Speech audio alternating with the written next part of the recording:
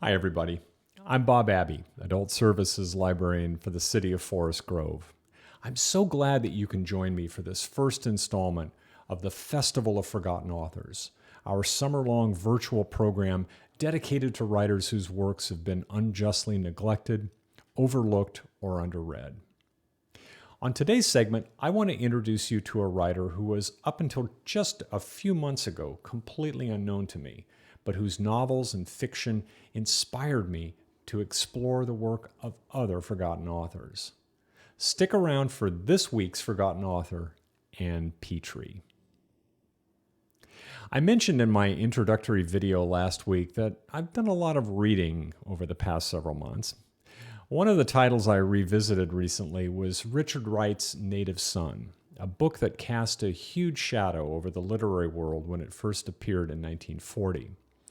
I was interested in locating other writers of color who were active around that same time, the late 1930s through the 1940s, and this led me down a path that eventually ended with Ann Petry, whose 1946 book, The Street, was the first novel by an African-American woman to sell more than 1 million copies. The book was widely reviewed, issued in several paperback editions, and translated into French, Spanish, Portuguese, and even Japanese. Petry's face began appearing on magazine covers, and she was the subject of a feature profile in Ebony. Almost overnight, she became an instant celebrity. But for some reason, I had never heard of Ann Petry or The Street. And this got me thinking, how can someone who wrote a novel that achieved such widespread popular and critical success somehow manage to fall between the cracks? What happened to Ann Petry that contributed to her status as a forgotten author? In this week's episode, I want to explore the life and career of Ann Petry, talk a bit about her novels and short stories, and see if there's any reason why, almost 75 years after the publication of The Street, she isn't more widely known today. Born Ann Lane into a middle-class African-American family in a predominantly white community in Connecticut, Ann Petry developed into one of the finest female writers on the subjects of race and gender in mid-20th century America. The daughter of a pharmacist, Petry attended the Connecticut College of Pharmacy in her 20s and worked in the family drugstore for a number of years. She began writing plays and short stories at a young age, and in 1938 she married George D. Petry, a mystery writer. Together, the couple moved to New York City, and it was here that she began honing her journalistic skills, reporting for newspapers like the Amsterdam News in Harlem and the People's Voice. This was a hugely profitable time for Petry as a writer of fiction as well, as the harsh reality of life in Harlem, which she reported on as a journalist, provided her with ample inspiration. In 1939, her first published story, Marie of the Cabin Club, appeared in the Afro-American under the name Arnold Petry. In subsequent years, she went on to publish a number of short stories under her own name, including perhaps her most famous, Like a Winding Sheet, which was first published in the NAACP Crisis in 1945 and subsequently collected into Martha Foley's Best American Stories of 1946.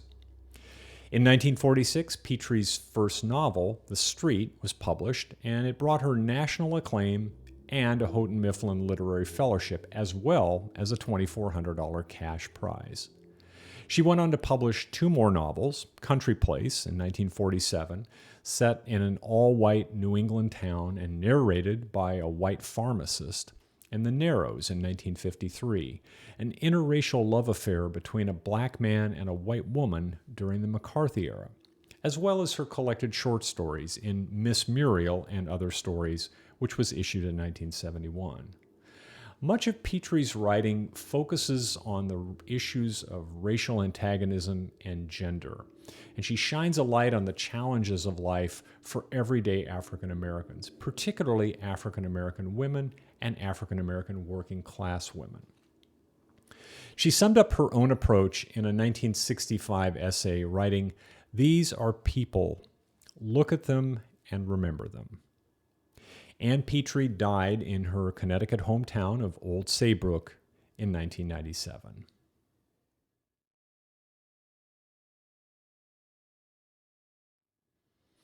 Because her output is relatively small, 3 novels, 24 or so published stories and essays, and a handful of books for younger readers, it's easy to get a good sense of Petry's talents as a writer in a fairly short period of time.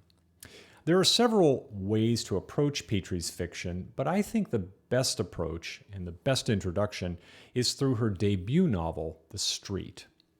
Set in Harlem in the 1940s, the book tells the story of Ludi Johnson, an ambitious working-class African-American woman who tries to find a safe place to raise her 8-year-old son and achieve a bit of the American dream of financial stability. The Street opens with Ludi's search for an apartment and her decision to rent one on the top floor of a Harlem tenement building on 116th Street.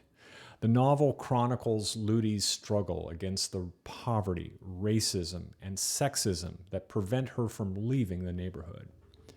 Petry creates 3 dominant male characters that come to represent the human forces standing in her way from leaving. William Jones, the building superintendent, who tries to rape Ludi and who eventually tricks her 8-year-old son, Bub, into stealing other tenants' mail. Boots Smith, the band leader, who first befriends and then later exploits Ludi, and Junto, the wealthy and powerful white casino owner, who takes advantage of Ludi by offering gifts and sex rather than the salary he owes her. The Street paints a grim picture of what life was like for African Americans in Harlem in the 1940s. It does contain frank descriptions of sexual violence as well as profanity and language that modern readers would probably find problematic.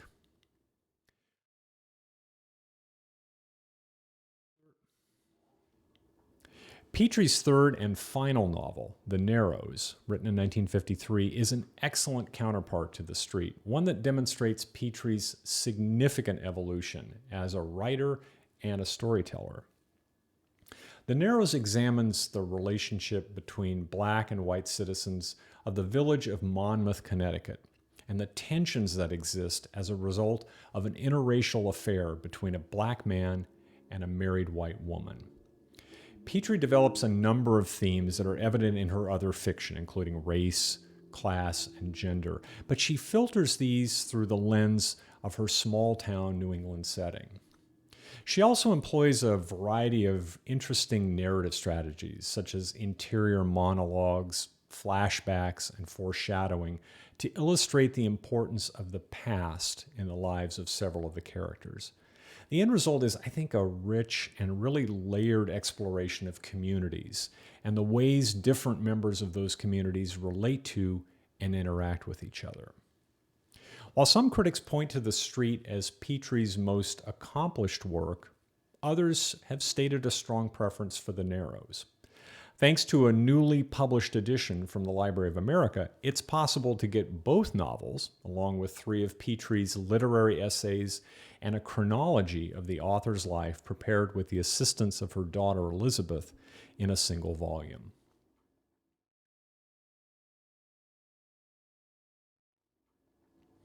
Since Petry started out her career wanting to write short fiction, I also want to talk a little bit about her stories and the single-volume collection she assembled and published in 1971, Miss Muriel and Other Stories, which offers an excellent introduction to this important part of her literary output. 6 of the 8 stories Petry published between 1943 and 1947 appear in this volume, along with 5 others that date from the 1950s and 1960s, and 1 story, The Witness, which first appeared in a slightly revised version in Red Book in 1971. There's also an original story entitled Miss Africa in the volume as well. If I had to pick 3 stories as jumping off points and as good samplers for Petry's talents as a short story writer, I'd probably start with Solo on the Drums, which tells of Kid Jones, a drummer in a jazz band whose wife has left him for the band's piano player. The anger that Jones feels over having to share the stage with the man who stole his wife is channeled through a lengthy solo that eventually transports Jones back into the past, where he conjures up images of great African chieftains who exacted revenge on their enemies, as well as memories of long-buried incidents from his childhood. Solo on the drums speaks to the cathartic power of music and its ability to allow us to escape from the here and now. Another excellent story in Miss Muriel that I'd recommend is The Witness, the one that was published in Red Book in 1971. It's about Charles Woodruff, a retired African-American English professor and recent widower who comes to work for a small-town school as a diversity hire. After witnessing a group of delinquent boys assault a white girl, Woodruff is himself attacked, and the two are abducted. When Woodruff refuses to take part in molesting the girl, he's thrown from the gang's car. He considers reporting the crime to the police, but he soon realizes, as an African-American man in a predominantly white town, he'll most likely be blamed. A third story that I'd recommend, one that I've mentioned already, Like a Winding Sheet, which was published in 1945, is a difficult story to read. It offers very frank and challenging descriptions of toxic masculinity, domestic violence, and embedded racism. But it provides a unique window into Petry's ability to create characters who seem to be trapped in their own environments and who are often unable to find the way out. Any of these stories, and in fact the entire collection of Miss Muriel, would be a great introduction to a very important part of Ann Petry's literary output.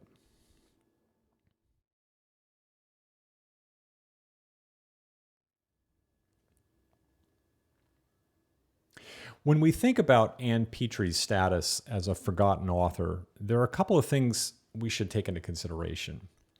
Earlier in this video, I mentioned Richard Wright's Native Son, which exerted a tremendous pull for African-American authors in the 1940s, particularly those writing in the style of naturalism that Wright and his other contemporaries, most notably Chester Himes and William Attaway, demonstrated in their fiction.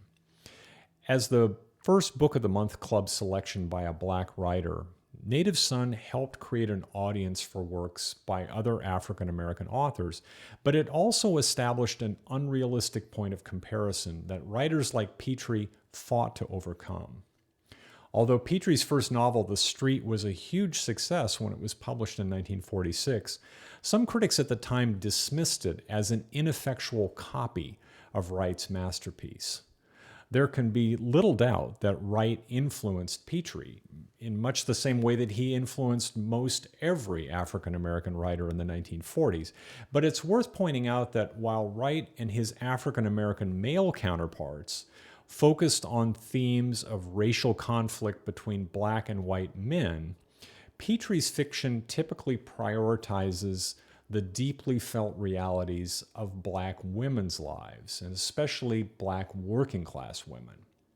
This emphasis on gender, which along with race and class defines the experience of oppression that African American women have faced and continue to face, is an important stylistic aspect of Petry's novels and short stories, and it's almost certainly one of the reasons that she was relegated to a marginal position in the literary canon.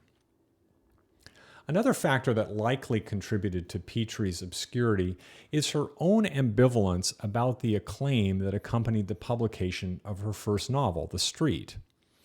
Petry was an intensely private individual, and she came to regard all of the attention surrounding The Street as an intrusion. The irony here is that she spent years sharpening and refining her craft and weathering rejection after rejection to get to a place where she finally achieved a level of popular and critical success most writers only dream of. But she came to resent that success and everything that went with it. Whenever authors withdraw from the public eye, their reputation invariably suffers, since there are often few people who are willing or able to speak up on their behalf. Petry's desire to maintain some level of privacy effectively took her out of circulation.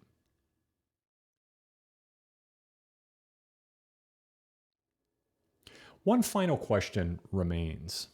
Is Ann Petry still a forgotten author? Thanks to the efforts of a number of literary scholars, we've seen something of a renewed interest in Petry's work since her death in 1997. Her fiction and short stories are showing up more and more in African American literature and Black studies courses, and she's been the focus of scholarly conferences, monographs, and academic journal articles. Although she's still largely a peripheral figure in 20th century literature, it seems that Ann Petry's star is slowly starting to rise. I hope you've enjoyed this introduction to the first of our forgotten authors, Ann Petry, and that you'll join me again next week for another installment. Until next time, I'm Bob Abbey. Happy reading, everyone.